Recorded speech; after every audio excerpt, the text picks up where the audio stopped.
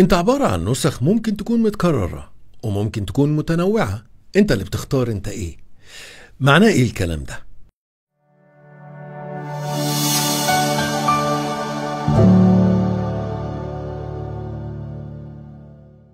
وانت ماشي في الحياة بتحصل حاجات بتأثر فيك بشكل كبير، وأكبر تأثير بتسببه هو التغيير اللي بيحصل في شخصيتك. يعني ممكن في فترة تكون بتكره حد أو ناقم على عيشتك، أو بتعمل حاجة غلط بمزاجك أو حاجة صح غصب عنك. لما بتعدي المرحلة دي وحالك بيتغير، لازم تبص على نسختك في الوقت ده. هل كانت دي النسخة الصح؟ هل دي الشخصية اللي عايز تكمل بيها حياتك، ولا محتاج تعمل تعديل؟ صراحتك مع نفسك ووعيك بحياتك هو اللي بيخليك تحدد انت عايز تكمل ازاي. بمفهوم تاني، مفيش حاجة اسمها شخصيتي كده وما بغيرهاش. ده أكبر مفهوم غلط ممكن تعيش بيه.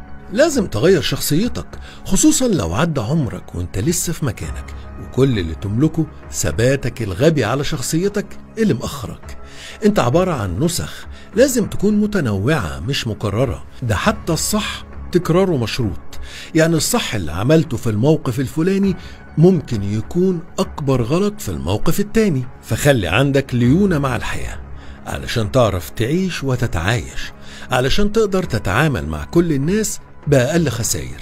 أوقاتا هيكون عندك نسخة من شخصيتك ليها تركيبة معينة في وقت معين. ما تخافش، انت مش هتبقى بمليون وش. انت هتبقى فاهم الحياة والناس، وبتحاول كل مرة تلبس القناع الصح اللي ترضي بيه ربك ونفسك وما تأذيش الناس. هذه رسالة موجهة